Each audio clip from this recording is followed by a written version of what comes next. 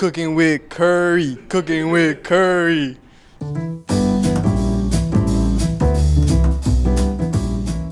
Hey everyone, welcome back to Cooking with Kuri. My name's Kevin. This is Kuri. Today we'll be making French toast. Yes, we will. Okay, you start us off. All right. Where does it start? So the first thing we need is some toast, and then we got to make it French. I'm just kidding. All right, so French toast, lots of different ways to do it. The way that I do it, I use what's called milk bread, which is going to be a milk-based bread. It's different from like a wheat bread, which isn't going to have as much milk product in it. So this is a milk bread that I get from my favorite bakery. It's called 85C. It's like a Korean fusion type of bakery, so they have all kinds of really good stuff. And their milk bread is the one that I like to use. This particular one is going to be milk bread, but it also has chocolate chips. So you can see that it's a thicker cut of bread, right? And I left it in the fridge for a couple days to make it a little stale. For French toast, you want to make sure that the bread doesn't like fall apart when you soak it. So stale bread works well. You can also leave it out on the counter overnight. So this is the bread that I use. So first things first, we're gonna get our bowl here. We're gonna add our gold, because you know, eggs. I saw 20 eggs for $20. Yeah, that's ridiculous. So I buy these at Costco. So I'm like one of those people who's like a doorbuster. Yeah. So I show up when they open. So it's 2 dozen eggs for $8. I was talking to a Costco worker, and he told me that he was placing the eggs, and they wouldn't even let him place them. Oh yeah, they're taking them. Yeah, yeah, that's really common right now. And they'll have 2 employees there to make sure that you're only. And I think they limit it to 3 egg products per person. So like they'll stand there to make sure you're only taking that many. I'm gonna switch to quail. Well, okay, so the Costco, not the one by my house, but another Costco that's near where I take my son to art class, they sell quail eggs in the fridge, like a dozen pack. So they do the same thing there. All right, so we're gonna do 3 eggs, and then we're gonna pop in some vanilla. A good dollop? Good dollop of it. I mean, rule of thumb is usually a teaspoon is where you go. And then we're gonna pop some cinnamon in there. It's kind of windy, so I'm gonna keep it low. Let's pop some cinnamon in there. And then we're gonna add some milk. Thank you to Montebello Unified Nutrition Services. Because I forgot to get milk, so I went and said, hey, can I have 1 thing of milk? And they're like, yeah. So we're gonna pop some of that in there. About half a cup or so. Now, so we're gonna whisk this, but you're gonna see a problem arise. So if you look in there, Kevin, you can see that the cinnamon is staying all super clumpy, right? Like it's not mixing into everything else. So cinnamon is made out of the bark of a cinnamon tree. So there's a cinnamon tree, and then what they do is they harvest the bark, and then they dry it. When it dries, it rolls up, and that's where we get cinnamon sticks. And then you take that, and then you shave it up or grind it up, and that's how you get cinnamon. Problem is that inside of something like milk or water, any kind of liquid, it won't break up. So my secret ingredient in my French toast is heavy cream. So I'll put a good amount of heavy cream. And then you'll see how now it's already breaking up? Turning more white. Well, it turned white, but you see how now those clumps of cinnamon are breaking up because the fat is essentially, it's kind of working like soap, where you can't wash off oil with water. But you can wash off oil with soap, but soap is made out of oil, right? So now that fat is gonna help break it up so the cinnamon breaks up a little bit more, and it's gonna make this super thick wash. Just gonna mix that up. And then we're gonna pop some sugar. I mean, I kind of measure, but I also just kind of eyeball it. I've been making it for so long that I just kind of know how much to put. So when you're making French toast, do you want your little slurry to be watery or thick? It can be either one. I like mine a little bit thicker because I like using the cream. If I just use milk, it'll still taste good, but it won't taste as rich because it doesn't have as much fat. Because the milk that we use is 1%, so it's 1% fat milk, so it's 1% fat by content. But heavy cream is 40% fat by content. 40%? Yeah. So that's what makes it heavy. That's what makes it creamy. Okay, so here you can see we got our We got our mix there. So it's Slightly watery, but it's also, you know, it's pretty thick. Got a little form to it. Yeah, it's still pretty thick. Pop that over there. Fun fact, French toast was actually from Rome, dated back to about 300 AD. You know what AD stands for? After discovery? Or after something. Nope. Nope. People like to say that it's after death, right? So like how the calendar is based on before Christ, after Christ, right? So like before Christ and after death. It's like, okay, well, hang on a second. So if BC is before Christ and AD is after death, well, what about those like 30 years that he was alive? Did they just not exist? Yeah. Oh, wait. Ah, see? So AD doesn't stand for after death. AD stands for Anno Domini, which is Latin for, ready for this? Year of our Lord. Ooh, fun facts. Mm-hmm. I forgot what AD was. I thought that was like after. No, it's Anno Domini, Year of our Lord. So we're gonna take that, we're gonna dip it in there, make sure both sides get wet, and then I'm gonna put it into a little sheet here so that it can continue to soak up. And I'll do all my pieces at once. Make sure I get both sides. Make sure it starts soaking up. And that's why I put it into this tray, because it's gonna keep soaking it up as it sits there. How long should you let it soak before putting it in the pan? Oh, you can let it soak as long as you want. The longer it's there, the bread's gonna get to a point where it won't soak up anymore, right? But the bread's gonna get to a point where it won't soak up anymore, but it's also gonna get to a point where it starts to disintegrate. Yeah. You know, no matter how stale it is, it'll start to fall apart. So usually I'll do this, and then I'll let it sit for as long as it takes to heat up the pan or the comal, whatever it is that I'm using to make it. Okay. We're gonna get that all in there. Another fun fact, French toast was originally named pan dulcis, and many records of similar recipes to French toast have often popped up in cookbooks throughout centuries. So then I like to pour the extra just on top a little bit and let it really soak up.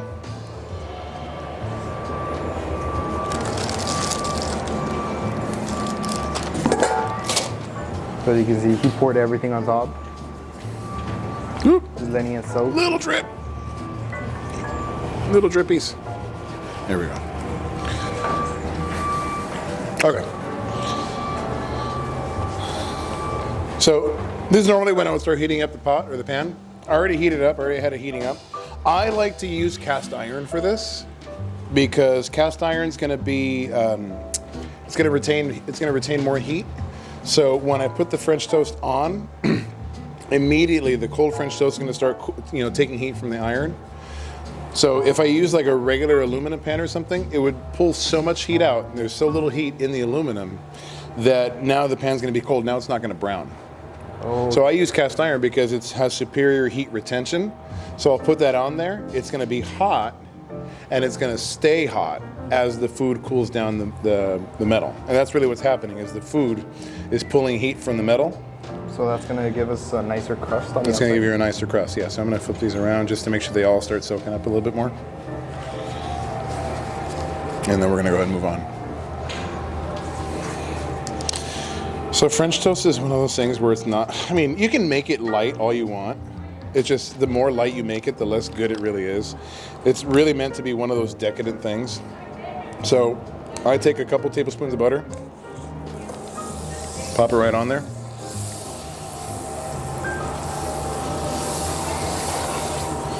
You see, that's like a lot of butter, right? Yeah, well. And then there's more butter, there's more fat in the cream. So there's fat in the butter, there's fat in the cream, there's fat in the milk, there's fat in the eggs. I think we're kind of noticing a pattern here, right? The thing that makes French toast good It's all the fat? is all the fat. That's that thing where when you put it in your mouth, it makes your mouth feel full, right?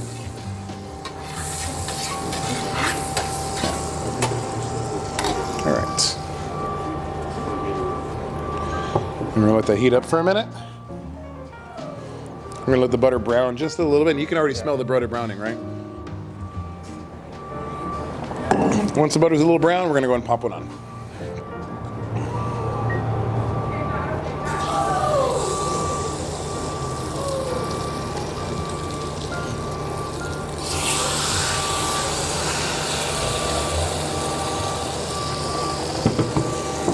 sure you're smelling like a lot of cinnamon.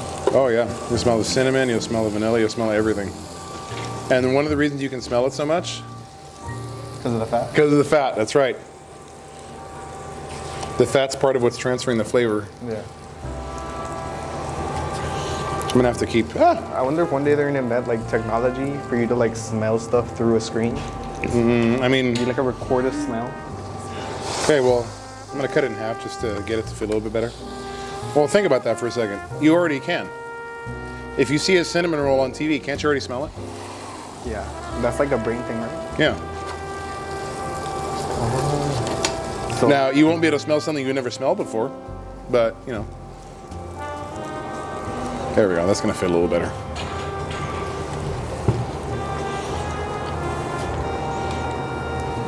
We're gonna let that cook for a little bit. So the first side that we put down, that's gonna be our showy side. So that's gonna side that's gonna look the best, because that's the one that's gonna brown the most. When we flip it, it's not gonna brown as much, because there's not as much fat left in the pan. yeah. So the side that's down now is gonna be the side that we put facing up on the plate. Okay, so it's like pancakes when you first put it in and then you flip No, it. a pancake, if you do a pancake right, it's gonna look the same on both sides. Oh, you've been doing yours wrong, yeah. You put a lot of butter? Yeah. Oh, yeah, no. See, when I make pancakes, I don't use butter or oil at all.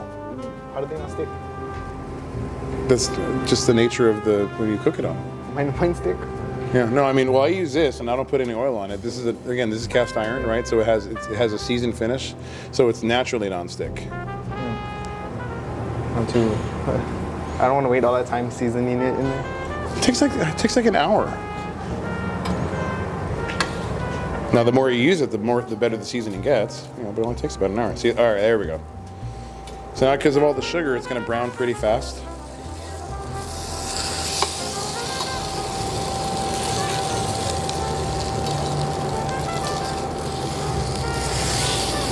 Problem I run into personally is when I cook French toast, the outside ends up really with a crust, but the inside comes out a little bit soggy. That's how it's supposed to be. That's how it's supposed to be. Oh. You want the outside to have a nice crust on it, but you want the inside to be kind of custardy. Oh. That's how it's supposed to be. Yeah, it's different in stores, right? Like when you go to like Denny's or something. Well, yeah, because they're cooking it for speed. Oh. Yeah, you want the inside to be a little custardy. I thought that was my. That's normal. Yeah. And that's one of the reasons that I use the thick milk bread, and that's why I let it soak for so long. That's the exact reason, because I want it to soak up all that milk and all that egg.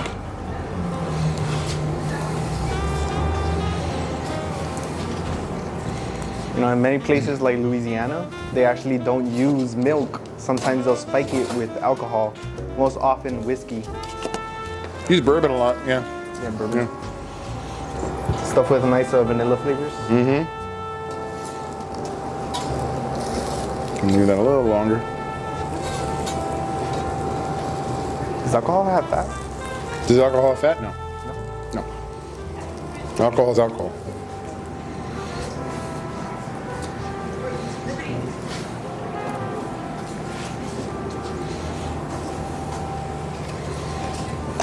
Okay. And then we're gonna pop that off. So you'll see what I mean. So here's the top side, here's the bottom side. So the side we want to put facing up is the side that we cooked first. That's gonna be the showy side. It's always gonna look a little bit better. Fun fact. Any of you French toast lovers, I hope you know National French Toast Day is actually November 28th. So we're gonna try to set this up on the plate so it all fits. There we go. Okay. Cool, so let's set that over there. And then we're gonna make some more. That's like a star. Yeah, we're gonna use a whole, like, I could easily use like a whole stick of butter making French toast. So more butter, more flavor? Mm-hmm. Some people don't like it that buttery. But then I'm also like, look, if I'm gonna take the calories and I want them to be worth it, I want my French toast to be rich. Okay, let's take that and flip it around. I'll take this one. A lot of students here are like on diets because of sports and stuff, right? I mean, I'm on a diet too. They might be. No, I take it back. I'm not on a diet. I'm on a meal plan. I'm not on a diet. Diets don't work. On calorie deficit? Yeah, calorie deficit. Right now I'm cutting. There's a misconception about those. A lot of people think like, oh, you have to do like 1,500 calories and under, but it's really based on you. It's based on it's based on what's called your BMR. Yeah. Stands for your basal metabolic rate. So your basal metabolic rate is the amount of calories you consume just existing. Yeah. Right? So your natural biological processes and any activity that you do normally, like if you walk for work versus if you sit for work, that's your basal metabolic rate. So you take that calculation, and then from there, for me, I calculate my macronutrients with a surplus in protein, because for me, my focus is on building muscle and leaning out. So for me, my basal metabolic rate is 2,300 calories. So I consume 2,300 calories just existing. And then I work out 6 times a week. So on the days where I work out, my total estimate, right, based on like my watch and my fitness tracker and stuff, I do about 4,000 to 4,500 calories a day. Okay. So for me to be in a deficit, that's a healthy deficit, I have to eat about 4,000 calories a day, which is twice what like the regular amount. Right. So that's really a lot. So that's if I work out 6 days a week. I don't work out 6 days a week because I'm working now. During the summer, that's how much I would work out. So now I consume 2,400, and I work out twice a week. 2,400. Yeah, that's a really big. That's a hard step for a lot of people when they first try to get into fitness. They believe everybody saying that you have to be like 1,500 calories a day, like 20 grams of carbs. Look, if you work out, then you have to consume more. Yeah. If you're doing activity, if you're working out, you have to consume more, because otherwise your body's not going to. If you're in a calorie deficit, the first thing that you use is going to be the glycogen in your muscles. There's glycogen storage that you have. That's the first thing that gets used. The next thing that gets used, as long as you have enough to eat, nutrition, is going to be the fat, is your fat stores. That's the next thing that goes.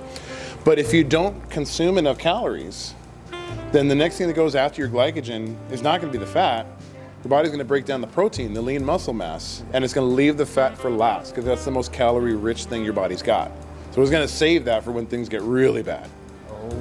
So that's why people start to lose muscle when they're. That's why people lose muscle when they're on diets, because the first thing their body starts to use isn't the fat; it's going to be the muscle. And also, if you're looking to cut back on your sugar intake, it's better to go natural ways like fruits, because fruits have natural sugars, which your body breaks down much easier, and it doesn't store them like added sugars. Well, that's really the difference, though. Like, if you eat an apple, you're not adding sugar to that apple. But if you have apple juice, that's added sugar. They're adding sugar to the juice, but they've also taken out the fiber from the skin. So it has more sugar because they took out the fiber. Yeah. Oh.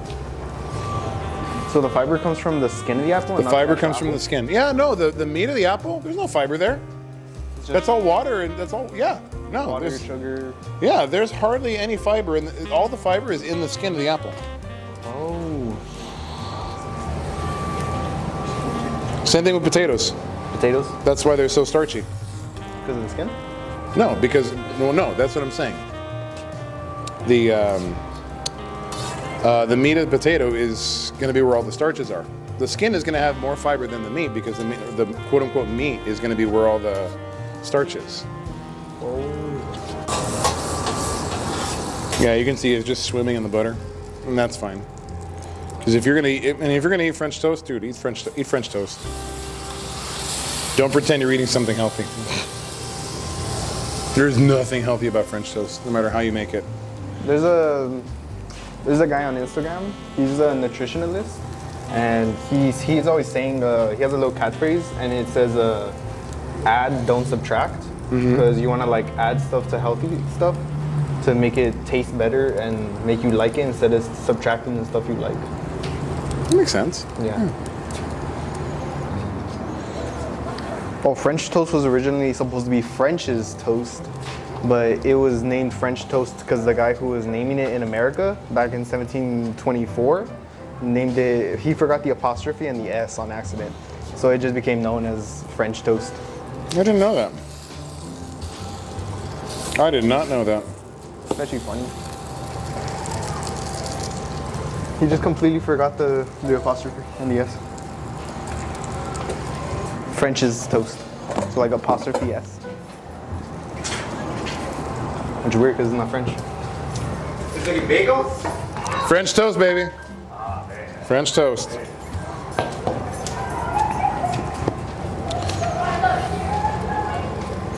Cut that off. And then you can't have French toast without some powdered sugar. Like I said, French toast is all about decadence.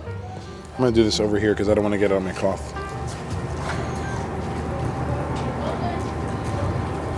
If any of you don't have powdered sugar, you could also put granulated sugar into the blender. Nah, It tastes almost the same. nah, Yeah. nah, nah. It tastes the same. No blender can process sugar and refine it far enough for it to feel or taste like powdered sugar. I have a Ninja. It works good in And I'm happy for you, but it's nowhere near powdered sugar.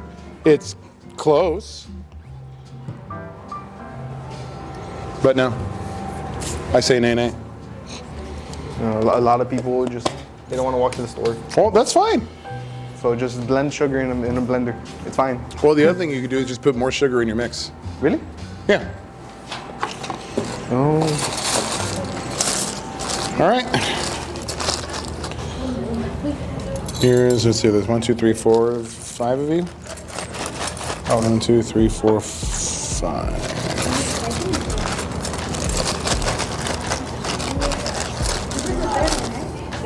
Third one. Well, technically the second one, because the second one was when I did pozole, but it wasn't really Cooking recurring. Yeah, it was just, hey, I'm cooking. Let's go over and see what he's doing.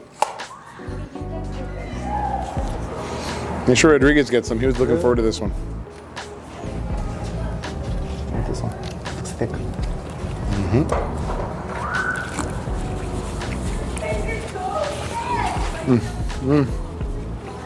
Taste test. You'll see what I mean. 1 out of 10. It has a nice crust, and then the inside is really buttery. Oh, let me not smack. 1 through 10. I'd give it a 10. You're not gonna hurt my feelings if you don't say 10. No, I'd give it a 10. I was thinking 9, but then the chocolate chip hit me, and that's when it turned into a 10. Because, is that dark chocolate? Milk chocolate? There's no chocolate It tastes kind of like dark chocolate, but. because it got cooked. Oh. Yeah, you get when you first bite into it, it's a nice crust, but then once you start chewing it, you get a nice buttery flavor. The powdered sugar comes in.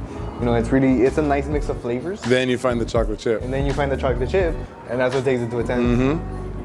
That's really good. You guys want to try? We gotta record that. Do you want to try it too?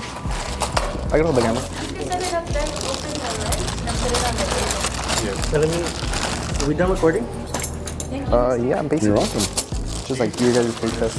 I wasn't here. What Oh yeah, we have that one. So what? Are you allergic to anything? No. I didn't just try it. No, but like, I want to know like what I'm tasting. Eggs. Let's see what's got. Eggs, milk, cream, vanilla, cinnamon, and a lot of butter. Did you guys stop recording? Yeah. Other than I was gonna hit a plug on all these menus. Oh, it's so good. What is it? Did you use what? Really good.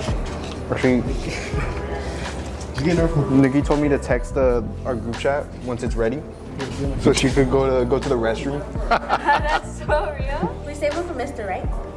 Yeah.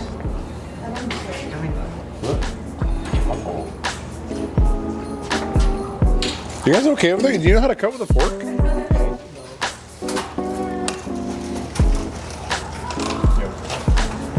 I was at work one time, and I was trying to cut something with a fork, but then it like shot out the plate underneath me, and it like I had like 4 tacos on the ground. Oh, yeah, yeah.